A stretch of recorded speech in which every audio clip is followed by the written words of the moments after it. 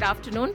And it's been a lot of learning. I really enjoyed the sessions, and I think they all kind of lead to physical and aesthetic skills because eventually everything is all interconnected. All skills are combined. You can't separate them out and say you do only reading or only cognitive or only aesthetic, or you can't separate out the skills. They're all mixed up together, and activities that you do combine all the skills. You really can't separate them. However, at the same time, physical skills are extremely important in today's day and age because we find that physical activity is reducing, especially with the gadgets and screen time. We seem to spend more time on screens than we do outside. I remember when my own children were younger, I would take them out into the garden to play, and they wouldn't know how to keep themselves occupied. So you had to engage them and involve them in play. Whereas when we were younger, we spent all our time outside. Our parents had to call us in. So that is the kind of impact of screens on their lives. So we need to have more physical activities. In fact, I must share with you that we had a wellness survey conducted in school, which was from the age group grade 5s to 10. And what we found is that most of the children, they had to fill out the forms. Their parents filled out forms about the children. Teachers also, added their inputs, and they were all combined, and we did a 360-degree survey of the child. What we found was the most alarming thing was the lack of physical activity. Children spend less than 3 hours a week on physical activity after school hours. So the only literally physical activity they are getting is in school. So a lot more responsibility on us as educators to give them that kind of, freedom to play, not just for structured play, but also for, unstructured play. The physical activities, when we talk about it for foundational years, physical activity relates to our fitness. It teaches us a lot of skills. All the soft skills that you talk about now come through physical activity. But in the foundational years, I think the focus is mostly on gross motor skills and fine motor skills. So I think most of us, if we are preschool educators or foundational years educators, would know this. And coming to gross motor skills, what you would find is that most of them are, they enjoy play. They learn so much through physical activity. It's the development of the entire body. So can we have, I don't think we can talk about physical activities without some physical activity. So can I have all of you please stand up? I think we've been sitting long enough. Can we all stand up, please? Can you hear me? Yeah. So let's have a clapping activity, right? Yeah, I would like it. So we'll start with clapping. I'll say where you have to clap and you clap with me. Clap up high. Clap up low. Clap this. Clap that. Clap round. Clap flat from the bottom to the top. Clap in a rainbow. And clap 1, 2, 3 and stop. So if we do this kind of physical activities with our children, how do you all feel after this clap? Please sit down. I would have repeated it ideally, but I think the timing is extremely important. So how do you feel after some physical movement? Great. You suddenly feel energized. Your mind feels refreshed. And that is what kids need. They need that refreshment of mind. And these days, attention spans are so short that there is a direct correlation between physical activity and your cognitive abilities. So physical activity is extremely essential for children. Coming to fine motor skills, I think this deals with our hands, basically fingers, wrists. But at the same time, our entire body is important. I realized this recently when I had a tennis elbow without playing tennis. But when I went to the physiotherapist, they said muscles from my back, from my chest, from here, all connect to your wrists. So arm strength, your body strength, everything is important. So activities for children that involve all their body parts are very important. You really can't separate, gross motor and fine motor activities. Though here I have given you a lot of options and activities that you could use in your, in your classrooms, but so much has to be done with children, giving them time to explore and find out. And fine motor skills are directly linked to concentration and focus. So when they do things, you might mix up rice and dal and give it to them and ask them sorting. Requires so much concentration and focus. In fact, it's also been related to controlling one's temper, fine motor skill activities. So they learn to regulate their emotions along with it. So they need a lot of activities to learn. Like Sonal said, and all the guests prior to that said, Pooja Jha, all of them, Dr. Chinu, everybody spoke about how they need to be moving and learning. And 0 to 7 years is when the most amount of development happens. So we do need to give them more and more activities. So can we do another activity? Okay. So put one hand on your forehead and the other on your tummy. And change and change and change. Put one hand on your ear and the other on your knee. And change and change and change. This can be used in so many different ways. You can use different parts of the bodies. What is it teaching the children? To squat, building their muscles, to stand, to, cross body movement. All these things help them develop their physical and fine motor skills. So movement is very, very important. Coming to aesthetic skills. I think we find beauty in everything, especially children. They find beauty in everything. With age, we tend to become a little more jaded and we, take things for granted. But children see something little like a color or a butterfly and something shining and they are enthralled. So those kind of experiences, we need to encourage them to appreciate more beauty, expose them to different crafts. So coming to aesthetic skills, I've shown some of this aesthetic skills that we could work on with children, though it is there. It's a 360. It's all across in every sphere, in everything we do, we have to see beauty. So coming to sensory awareness, of course, sensory walk.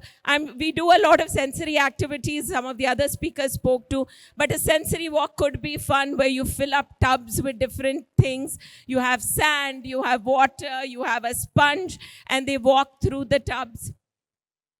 Another simple activity is just draw a straight line, get children to walk on the straight line. One straight line can teach them so many things. They could walk on it with one foot, they could walk on it with both foot, putting one foot in front of the other. They could hop on it, they could walk sideways, they could walk backwards. So many skills you can teach with something as simple as a line drawn on the ground. We don't need a lot to teach children skills. We just need to use our creativity and imagination. Emotional awareness, I think Dr. Chinu has spoken a lot about it, so I won't even go there. Appreciation of beauty is something that we do need to inculcate in our children. And another very important thing we need to do is let them experiment with different things. We can't say this is how it should be done. If the child wants to paint his mountains green or red, maybe he has seen it at sunset and the mountains look red to him. So we should let them do what they want and try to speak to them and find out why they are doing that. And, the Japanese have a very interesting term called wabi-sabi. It is looking for beauty in imperfection. So what they do is they take the pots that are broken, use metal to join them, and it becomes a treasured piece. So similarly, we need to look for the beauty in what our children do. It doesn't have to be perfect. It doesn't have to be, what we want them to do. To them, what they do is perfection. And very often, it's our comments that stop them from painting or continuing with their activities or singing or dancing or standing up and asking questions. It's our reactions to them that influence that. So if we are more open to them, we accept what they do, we speak to them about it and understand their perspective, it creates more open children who are more open to learning. And I think rhythm and movement, Sonal has elaborated a lot on that, so I won't even touch upon that. Communication skills also, I think a lot spoken by Sonal, so I won't even go there. So, a lot of activities we can do, and these can combine all the various skills that we have spoken about so far. So, I think as a teacher, especially with little children, there is so much we can do. But, we need to be there 100% for them. And it's not always easy because we are also humans. We have our moods, we have our days. So it's not always easy to be good and kind and understanding with our children. But I think one activity we can do when we enter our classroom is either bin it or bag it. What is it from our lives that we cannot control?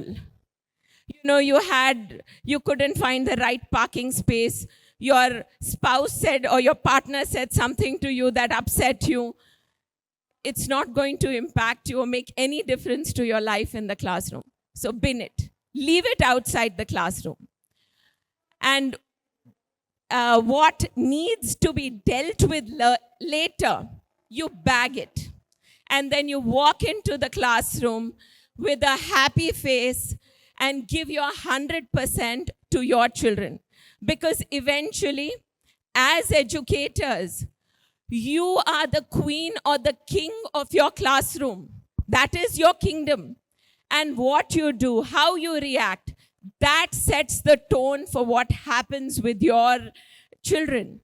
So you play that pivotal role that makes that difference to their lives. So please give your 100% in the classroom. Enjoy your time with your children. In fact, build strong connections with them, and emotions are very, very important, and you connect with them because there's a study that was done and it has shown that you tend to learn better when you're in a happier place. So when children are happier, when you are happier, then automatically learning happens in your classroom. So it's up to you to set the tone in your class. I'd like to just end with a small, story I'd like to share. What happens when a small stone or something irritating comes into your eye? It causes irritation in your eye. You rub it. You rub your eyes. And it may cause some, it becomes a bigger problem. It causes a tear. You have to go to an ophthalmologist, get it treated, put drops, extends. Now, what happens when a same piece of stone enters into an oyster shell? Same thing, irritation happens. But what does the oyster do? It coats that irritant and makes it into a pearl. And as teachers and educators, now think of your classroom. How many irritants do you have in your day? So it is up to us as educators whether we see it as a stone or we see it as a pearl. And as educators, wishing you lots of pearls in this city of pearls that you're visiting. I hope you have a wonderful, sessions here and lots to learn. Thank you and Jai Hind. People who are standing there, let's give a huge round of applause to Brainfeed to bring us all under one umbrella and learn something new today. I'm very happy that I attended in the morning. Since morning, I've been making my notes, and I'm so glad that I'm going to align with them and along with that, talk about something new. Hopefully, it'll help you as a leader to make sure in your classrooms of early years, is this getting implemented? How many of you agree with the topic of the day? That language and cognition development is important as skill development in early years. Raise your hands. If you have brought your hands, only then raise them. Oh, good. A lot of you have brought hands. Ma'am, both hands. Very nice. Wonderful. So let's understand. Before I go ahead, I want to check if you can see the presentation. Look at your person sitting next to you. Oh, okay. Look at the person sitting next to you and explain this particular word without using these words. Let's try. Try to get word elephant without using word big, animal, gray, trunk, ears, or jungle. Let's try. 10-second time. Explain the word elephant without using these words. Please try. And if anybody is using this word, clap. That's taboo. Try using it. Difficult? The moment you started saying big, this is exactly how my 3-year-olds feel.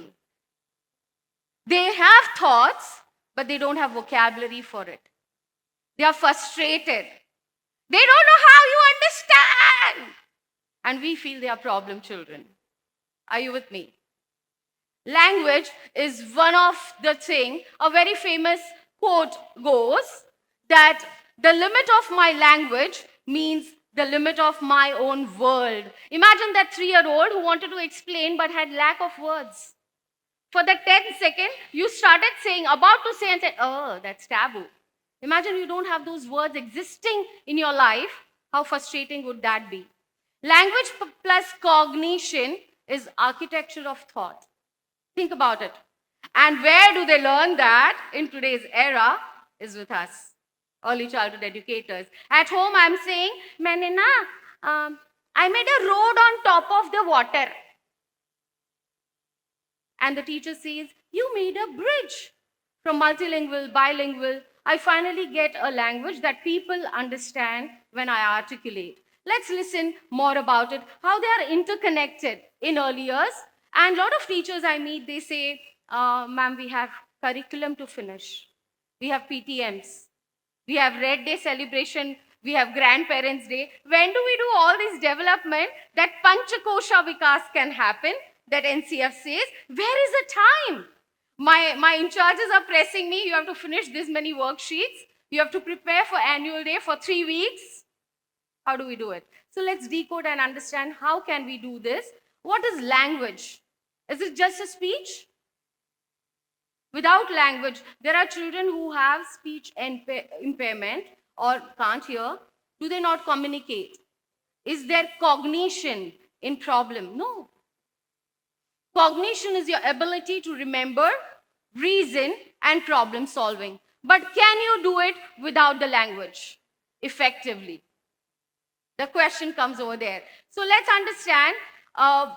I want you to notice this particular research says, in early years, under the age of 6 or rather 4, if children are not given exposure to good language, 30 million word gap can be created.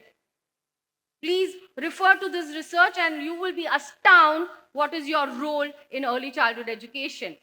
Let's understand neuroscience a little bit before I jump into the actual toolkit that I want to give it to you today as a takeaway. Neuroscience says, oh, these are very small to read, right? Let's go ahead and understand. Neuroscience says up to 6 years, 1 million neural connection per second. What is neural connection? Is like a synapse. When music you hear and the movement you do. When Sheetal ma'am said snap, she just said one and you snap. A neural connection from both the hemispheres happened and synapse happened. There was a fire and you all started, ah. Oh no, I didn't clap. And there was a learning happening. Focus was at the peak. How many of you agree with me with that simple activity that we do? After that, language and cognition developed side by side. They are dependent internally. You are thinking you are doing intellectual activity, but what is a vehicle of that activity is language. Agree with me over here?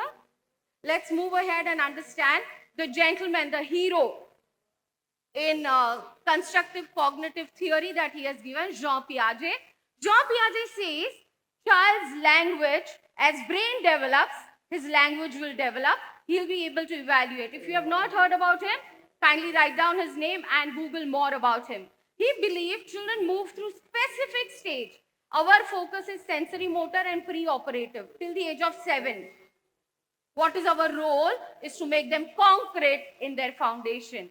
But that will not happen if you don't give them assimilation, accommodation, equilibrium. Play-based.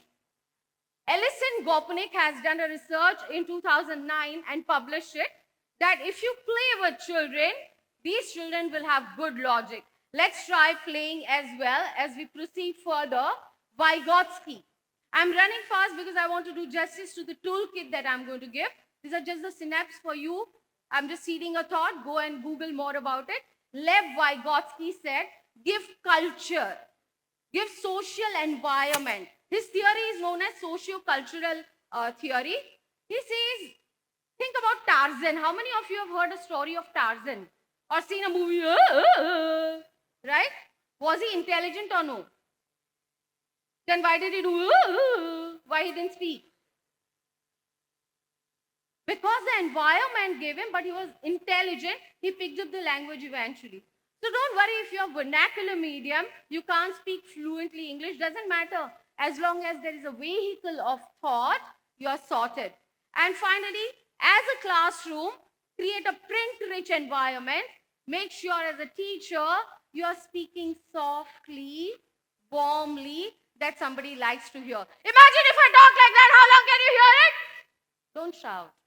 It's going to just activate your amygdala, do nothing else. Finally, let's understand how language and cognition are dance partners. They cannot do without each other. They wouldn't look nice without each other. And how, as a teacher, we handle it.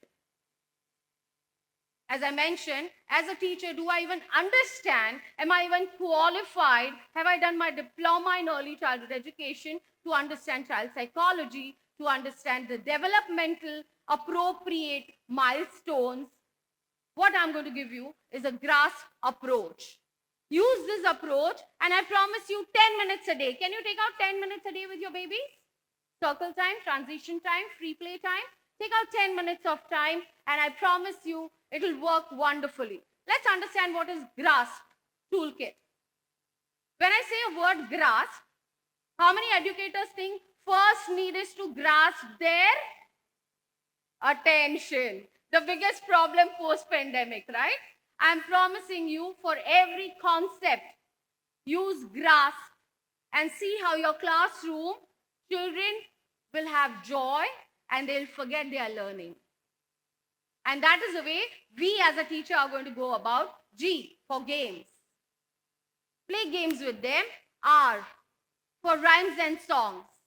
A for activities.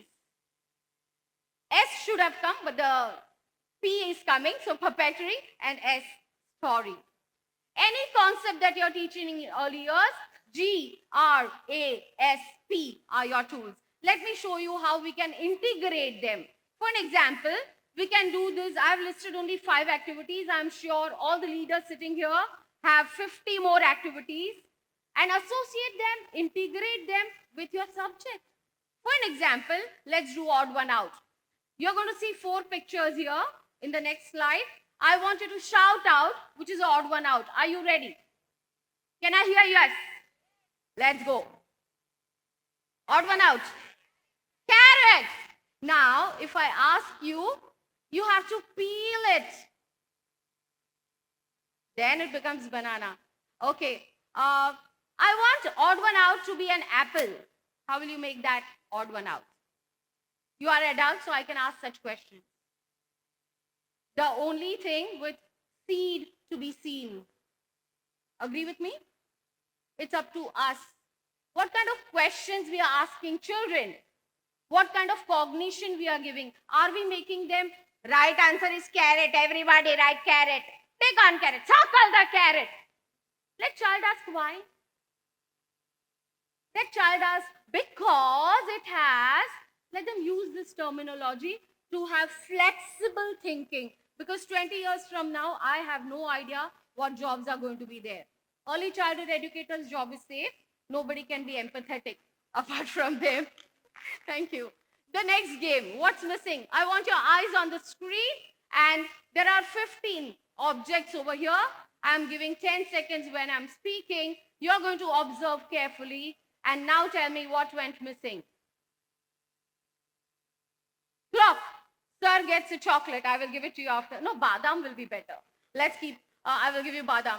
What went missing? Such a simple exercise. But you know what? How could he do it? Observation, storing, reasoning, problem solving, and he answered using his language. What a powerful tool. And that's why games is vocabulary plus syntax plus logic. That's the power of playing game. Any concept you are teaching, in the end, convert a game. If you don't know, go to AI, Gemini AI, ChatGPT, Claude. Within 10 seconds, they will create games for your baby. And they are ultimate. Use AI for the right reason, not to write your leave letter. Let's move to rhymes. Why do we sing rhymes? As Sheetal ma'am said, V-A-R-K. I have different learners in the class. I don't know what learning pedagogy will suit them. And for that, rhymes are the best thing. I wish there was another day and another time we would have done a rhyme, which are fantastic, and make sure my hyperactive children also enjoy them. And after that, they say, okay, now tell. However, we are going to do a different activity related with language. You're going to see very carefully what you're going to predict, okay? I will start a sentence. It is a red color word. You need to rhyme, but it should make sense. For an example, look at that little green bug. Snuggle up inside a worm. Awesome, rug. Absolutely, badam for you as well. Now, what happened just now? Let's have one more try. I want answers from everybody. I went to a shop to buy some bread, but the shop was closed. So instead, I bought a cheese bread. A good idea. Cheese spread. Superb. Or a bread. Wonderful. A bunny hopped and made a jump and landed right on the. So many answers. Then I can talk to children. Why did you say that? Have you seen a bunny like that? And so more. Are you seeing what is happening? Where your brain was working? And that is exactly the power of language and cognition. Activities. Let's look at the activity. Calendar activity. Prompt that you are going to ask child, what did you see outside today? Was it sunny? Was it cloudy? Simple activities. Or you can have transition chants. As in, let's all clean up, let's all clean up, right now here, right now here. Let's make a circle, let's make a circle, right now here. Simple things, but child is involved. Most of the problems happen in the class, behavior related during transition. Agree with me? Let's move ahead and understand academic and non-academic. Whatever I'm saying can be used academically. Integrate every concept using GRASP tool I'm repeating. For an example, after one that you did, what was the next action? After that, which action? Before that, which action? Rightly, she taught us. And it will remain with us because it was kinesthetic. In non-academic, more important today with children who come as prince and princesses in our world. At home, they are celebrities. And here they are 20. Out of 20, they are just one of them, isn't it? so difficult for them. Ask them, what would you do if Aditya is jumping around? Ask Aditya, what would you do if Sachin is jumping around? And you will be surprised. Aditya has fantastic ideas about it. Implement it. And we need to stimulate all of them in early years so that child's perception is much better. Let's move ahead to story. My favorite element, storytelling. How do you enjoy storytelling? Is it a time pass to tell a story? Is it entertainment? Are you the entertainer for a child? My dear friend, storytelling is a vehicle to bring problem solving, conflict, facing real life. If I'm going to put a child in a lion's cage who has never ever heard about lion, he'll play with lion. He'll put his hand in lion's mouth. But if I put you in lion's cage, what will happen to you? Have you ever been in lion's cage? Why are you scared? Because you have heard stories about it. You have understood how it works, how it functions. And that is why give a prompt to generate curiosity. Predict what is going to come. Ask them, what do you think will now happen? Are you sure? Do you want to know what happened? And see the concentration level. They develop perspective. What if wolf was not scaring the pigs? Would they invite them for Christmas party? Yeah, why not? Rephrase it. Reframe it. If you were in place of Goldilocks, what would you do? I had a child saying, ma'am, don't you think Goldilocks' parents were careless? Excuse me? In the story, there are no parents. I said, why, Samir? Why do you think so? Ma'am, who will leave their child in the jungle hungry? Because the parents are careful with me. They don't let me go down to play. Why did they leave? Now they are thinkers. Now these children are thinking. And that is a magic. So let's have a story together with me, everybody. Which story do you think it is about? Who is a character? Sitting on a log. Living in a cozy box, sitting on a log. He hop, hop, hop. Can I see you hopping? Just like that, not really. Everybody, move a little, you'll feel better. From morning 10, we are sitting, right? Hop on my, I'm hopping. I never ever stop. I never ever stop. Splash, here comes the rain. What do you think now happened? How will a frog feel now? He enjoys the rain. He likes getting wet. And that is why rain is fun for me. Is it fun for you? Now, in this simple 6-8 lines, I have covered all the aspects. Do you see that? We have a prompt, we have prediction, we have perspective, and we also have rhyming, reframing. And child is asking, ma'am, what is bog? I know pond. I have curiosity building up. It's very important how I present my story. Let's build a story together. So that part of the crowd will give me one word. Please give me one word. Any word. Any word. Quick. Mahek, why don't you give me a word? Hungry. Once upon a time, there was a hungry lion. Any other word from here? I don't think it's difficult. Huh? I can't hear you. Lonely? Lonely is what you said? He was hungry, but he had no friend to help him to do a hunt. He was very, very lonely. Another word from the front benchers. Any word? Beautiful. And there he saw a beautiful peacock in the jungle who was scared of the lion. The last word. Huh? Clever. The peacock was very scared that he might become a prey today. But peacock was clever and he flew high, little high, and sat on the top of the branches. Lion remained hungry and lonely. End of the story. In 30 seconds, with my 4-year-old, if you can achieve this, don't you think we will be able to get vocabulary retrieval, narrative logic, listening, coherence, turn-taking, and sequencing, problem-solving, critical thinking? 21st century, all the skills that I need to develop, GRAS. And now let's go to P. Everybody put your hands out. Imagine this is a rabbit. Bunty the rabbit that you see here. Bunty the rabbit, hello. Bunty the rabbit wants to wear shoes. Can you help him? He's wearing shoes. Is it right? No? Why? Child loves correcting a puppet. He's scared to correct adults. Now child is changing his position, flipping his class. When child teaches, he's learning twice. When I tell a story, I make mistakes purposely. I have a very famous story of Gijubhai Badeka that I love telling, and it goes about brinjals.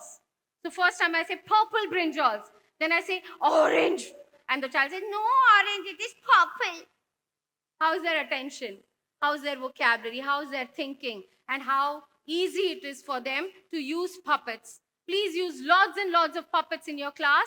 So this is how it goes: rhymes, stories, puppets, games, and activity. I would request that you use game and activity for recap of the concept and see how beautifully language and cognition are working hand in hand.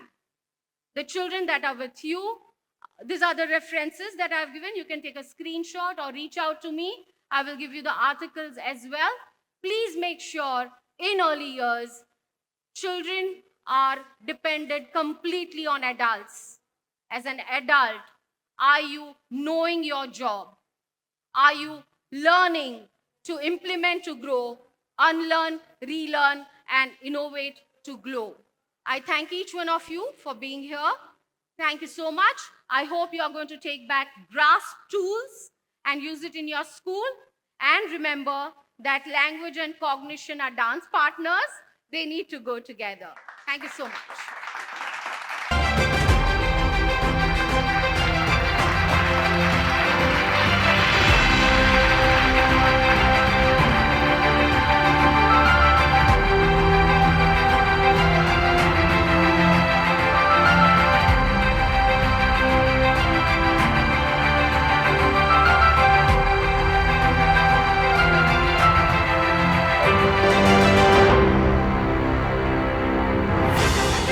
Thank you so much. Thank you. Thank you.